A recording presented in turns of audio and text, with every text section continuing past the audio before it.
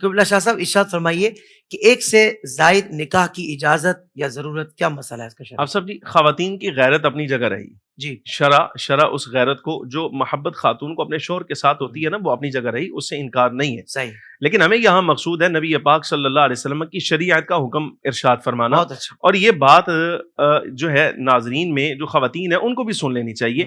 شرع کا جو حکم ہوتا ہے نا، شرع کا حکم یہ کبھی بھی درایت کے عقل کے خلاف نہیں ہوتا.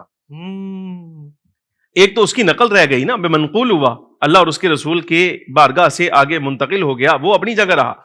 لیکن یہ شرع کا دستور کبھی بھی درایت کے خلاف بھی نہیں ہوتا. اور اگر درایت کے خلاف آ جائے نا تو ایسی صورت میں اس کے رد کے احتمالات ہوتے ہیں.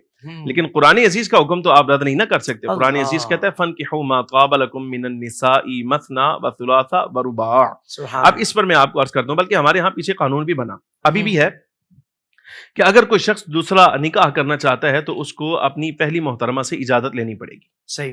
قانون اپنی جگہ رہا، قانون پر کلام نہیں.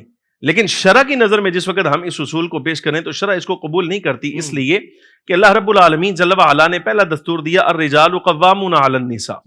مرد حاکم ہو کر یہ نگران ہیں، قیم ہیں عورتوں پر. اللہ نے ان کو فوقیت عطا فرمائی ہے. نمبر 1، آپ جس کو فوقیت دی گئی ہے اس کو کہہ رہے ہیں کہ وہ اجازت طلب کرے.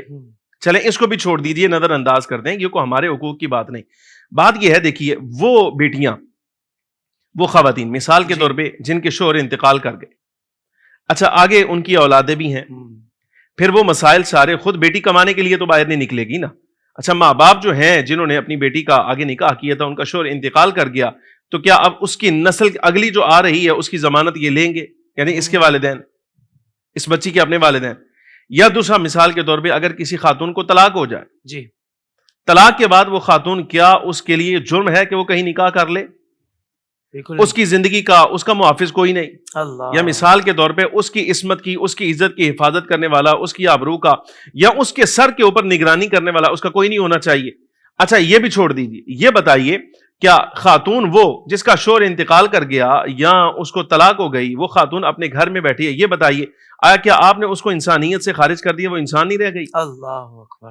بجائے بجائے اس کے کہ معاذ اللہ ثم معاذ اللہ اس مشکل کی وجہ سے اگر وہ گناہ میں پڑی تو جس بندے نے اس کو آگے نکاح کرنے کے لیے روکا یا جو بھی اس کے آڑے آیا، تو ایسی صورت میں وہ بھی گناہ گار ہوگا اگر یہ خاتون گناہ میں پڑ گئی. کیونکہ بہرحال وہ خاتون ہے اور اس کے ساتھ فطری خواہش جو ہے وہ ضرور منسلک ہے. نمبر 1. اور دوسری گزارش یہ، شرع اس بات کی اجازت دیتی ہے اور یہ دستور درایت کے بھی بالکل موافق اور مطابق ہے، اس لیے کہ خاتون جس وقت اس کا شوہر انتقال کر جائے یا طلاق ہو جائے تو اس کو بھی آگے زندگی گزارنے کا حق ہے.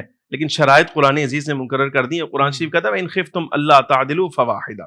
اگر تمہیں یہ خدشہ ہو، خوف ہو کہ تم ان میں برابری نہیں کر سکو گے، دونوں کے حقوق برابر نہیں ادا کر سکو گے، تو پھر تم ایک پر ہی رہو، یعنی ایک ہی نکاح، اس سے زیادہ نہیں. حضرت معاذ بن جبل رضی اللہ تعالیٰ عنہ صحابی رسول ہیں، نبی پاک صلی اللہ علیہ وبارک وسلم. یہاں دونوں طرف کی بات کر لینی چاہیے.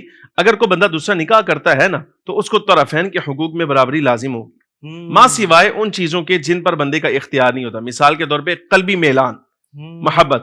مثال کے طور پہ ایک خاتون کی طرف زیادہ ہے، دوسری کی طرف کم ہے، تو چونکہ اس میں اختیار نہیں ہے لہذا اس میں ملامت بھی نہیں کیا جائے گا. لیکن کھانے پینے میں، رہائش دینے میں اور خرچ دینے میں، یہ سارے معاملات میں جیسے ایک بیوی کے ساتھ سلوک کرے گا دوسری پر بھی کرنا اس کے لیے لازم، اس کا فریض ہے. نہیں کرتا تو یہ شرع کا مجرم ہے.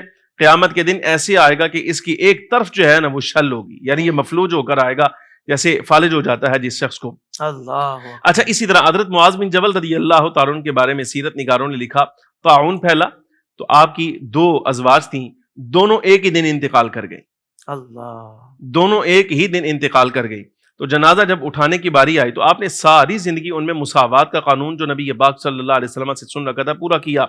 اچھا اب یہ مسئلہ درپیش ہوا کہ جنازہ پہلے کس کا رکھا جائے، یعنی دونوں کا اکٹھا بھی پڑھائیں، اگر الگ الگ پڑھائیں تو پہلے ایک کا پڑھا دیا پھر دوسرے کا، یہ مساوات نہ ہوا. اگر دونوں کا اکٹھے رکھ کے پڑھاؤں تو کس کو اپنے قریب رکھوں، کس کو دیوار کے ساتھ یعنی سمت قبلہ میں رکھوں، یہ مسئلہ کیسے، اگر اس میں بھی کوئی خلاف ورزی نہ ہو جائے.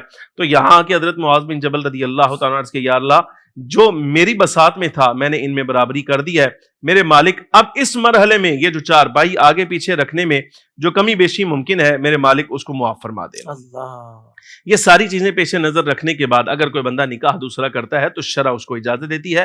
خاتون کو بھی چاہیے یہ اپنا حق جو بنتا ہے وہ اس سے وصول کرے اور وہ اگلی زندگی میں جو قدم رکھ رہا اس پر اعتراض نہ کرے، اور شوہر پر لازم یہ ہے کہ دونوں کے حقوق میں برابری کرتا ہوا زندگی بسر کرے، تو شرع اس کی بالکل اجازت دیتی ہے۔ یہ تو بہت خوبصورت آپ نے شاہ صاحب شرعی مسئلہ بیان کر دیا ہے، لیکن یہاں ذہن میں ایک سوال یہ بھی آتا ہے کہ آپ نے جیسا کہ بتایا کہ بھائی جو دونوں میں مساوات قائم رکھ سکے، برابر حقوق دے سکے، حقوق کی ادائیگی کر سکے، تو بعض اوقات یہ والی بات وہ شخص بھی کر رہا ہوتا ہے جو ایک کے بھی حقوق ادا نہیں کر رہا ہوتا، یعنی کہ حقوق جی کی ادائیگی میں وہ کوسوں دور ہوتا ہے، اس کو جی پتہ ہی نہیں ہوتا کہ بھائی زوجہ کے کیا حقوق ہیں، بچوں کے کیا ہیں، والدین کے کیا ہیں۔ تو میں چاہتا ہوں حضرت آج یہ پیغام بھی اس موقع پر چلا جائے کہ جو دو کے حقوق، دو شادیوں کی بات، دو نکاح کی بات کرتے ہیں تو حقوق کی بات کرتے ہیں، تو ان کو یہ بھی توجہ دلائی جائے کہ بھائی باقی بھی زندگی میں رشتہ داروں کے جو حقوق ہیں اس پر بھی کبھی توجہ بالکل کرنی ایسا چاہیے۔ ہی ہے، یہ تو شرع کا حق ہے نا، شرع نے لازمہ جی قرار دے دیا۔ ذی رحم جو قریب رشتہ دار ہیں جس کا حق بندے پر اللہ رب العالمین جل وعلا نے لازم رکھا ہے، یہ ماں باپ کا ان کی شان و عظمت کا پروگرام نہیں، وگرنہ میں اس میں عرض کرتا اللہ، اگر صاحب حیثیت بندہ ہو جائے نا تو اچھا یہ بھی اصول شرع نے دیا ہے، یہ شرع کا اصول ہے۔ مجھے یاد آ گیا اس مقام پہ آپ نے سوال کیا، نکاح ہو جانے کے بعد بہت سارے مسائل ہیں، شاید اگر یہ اصول پیش نظر آ اس کی وضاحت نہیں کر سکتے وقت کم ہونے کی وجہ سے۔